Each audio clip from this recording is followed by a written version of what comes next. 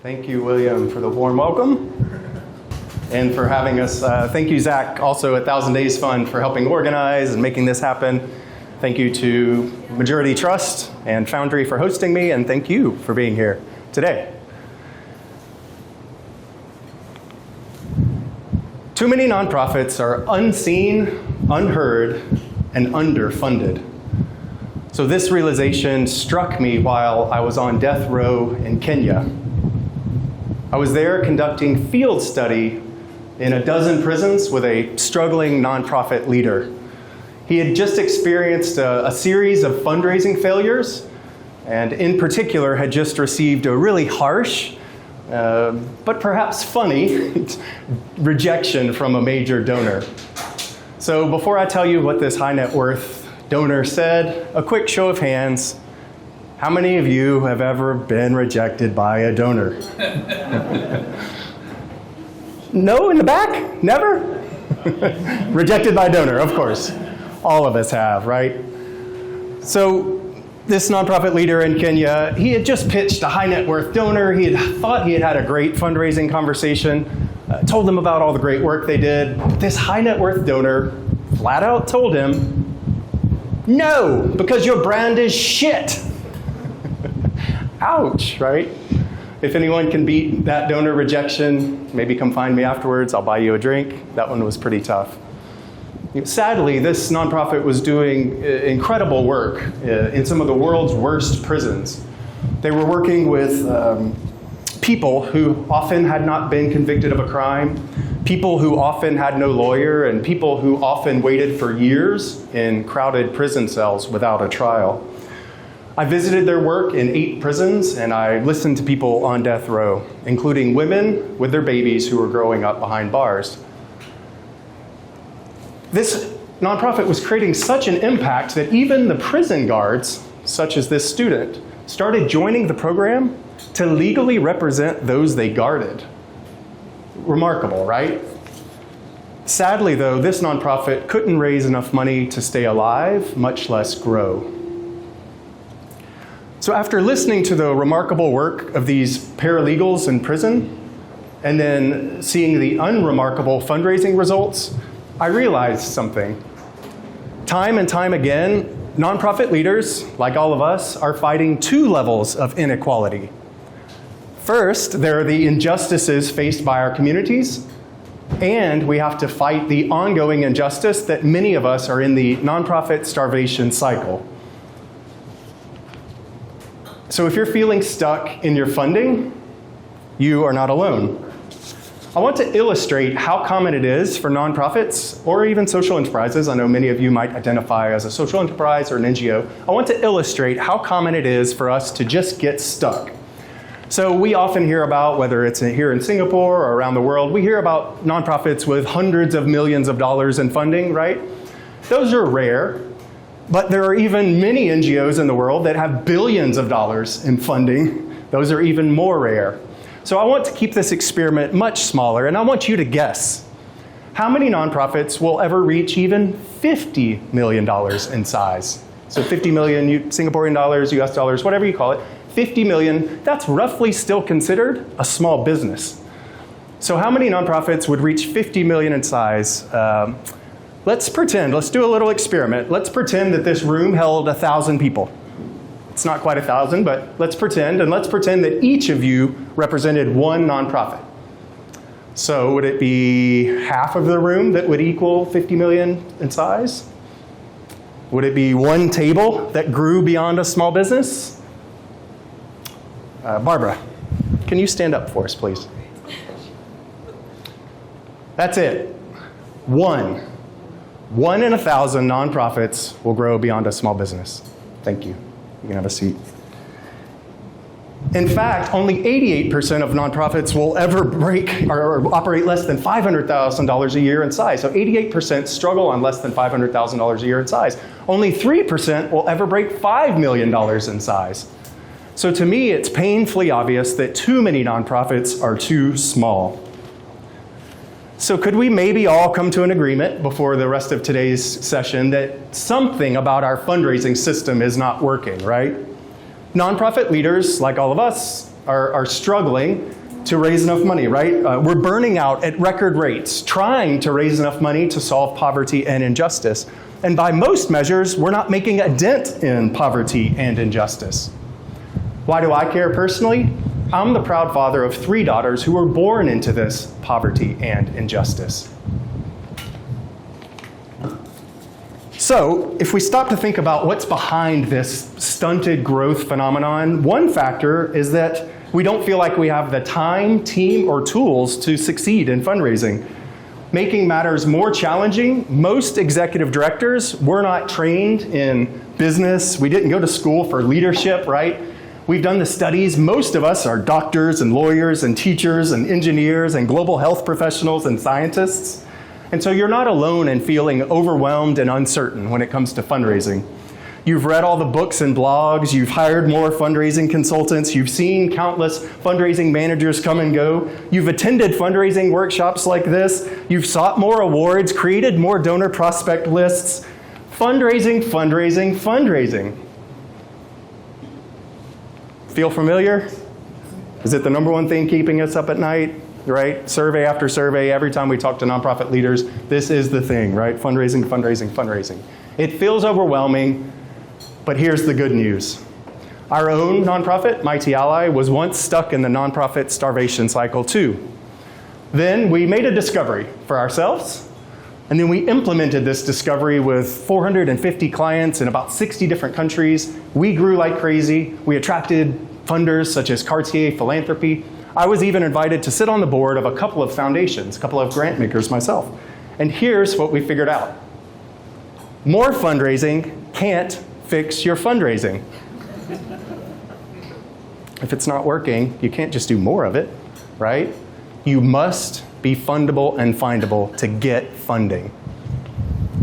A nonprofit doesn't maximize its funding by hiring more development staff, seeking more awards, filling out more grant applications, and creating more donor prospect lists. You must build your brand first and worry about funding second.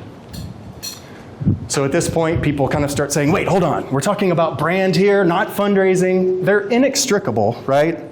They're linked. And so I don't want you to think about the order of importance. I want you to think about the order of operations.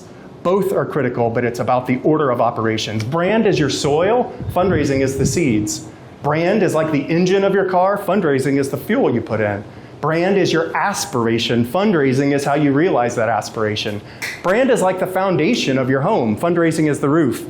You would never build a house by starting with a roof, right? You would start with a foundation. Brand is what makes you different. Fundraising is how you monetize that differentiation.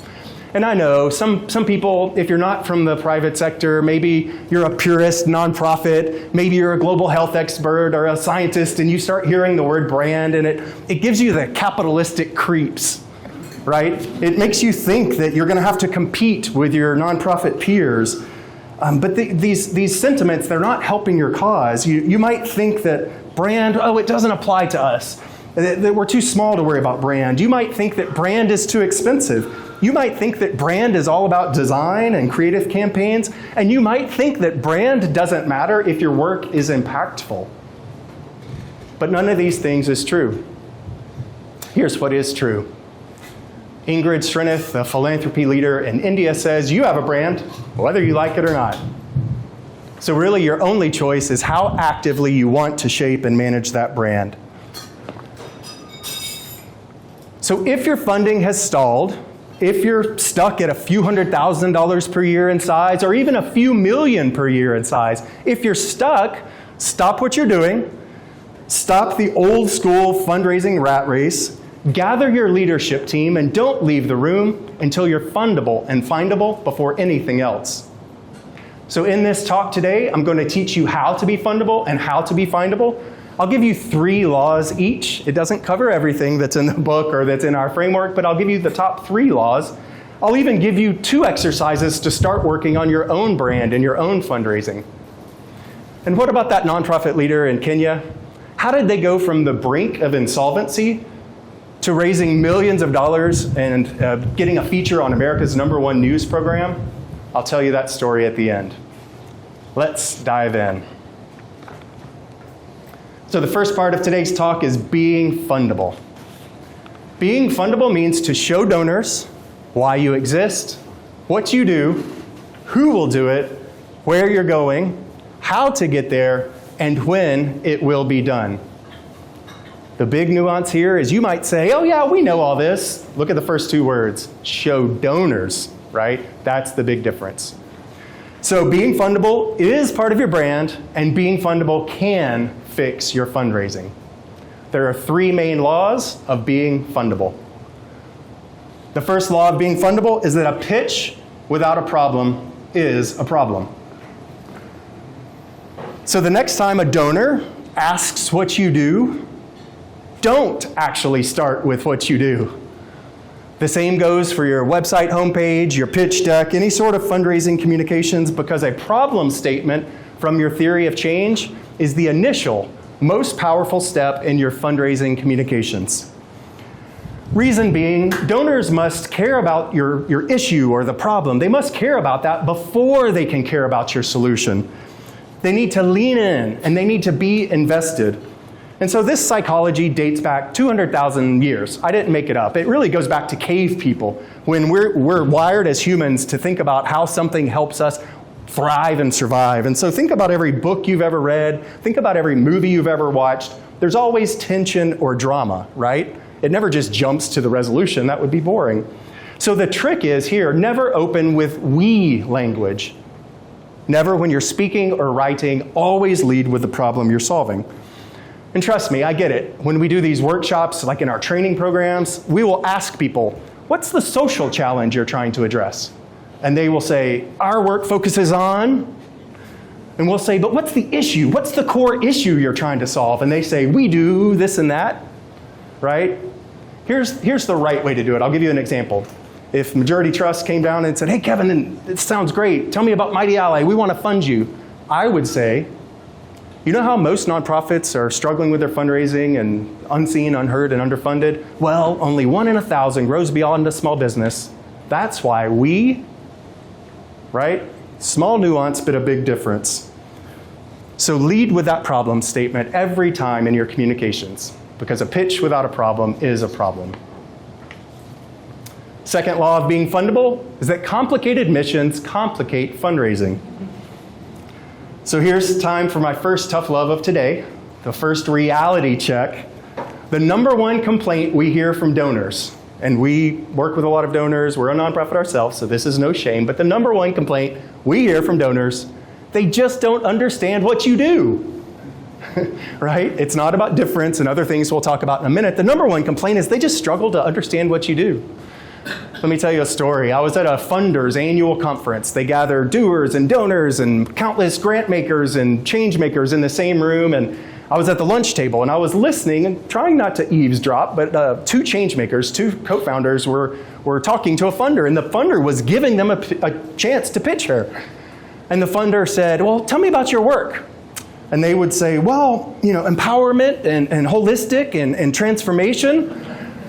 And she said, but tell me what you do. And they said, well, it's community-led and it's scalable and it's systems change. And they kept blabbering on. And finally, no joke, she slid her business card across the table and said, why don't you check out our foundation's website? And if you think what you do matches with what we fund, then you can get in touch. It was brutal, right? It was a brutal missed opportunity. And so I think the challenge is mission statements. William asked about it earlier in the Mentimeter. I think mission statements have been butchered and confused and filled with buzzwords. We kind of tune out, right? That doesn't sound fun. Mission statements, here we go again.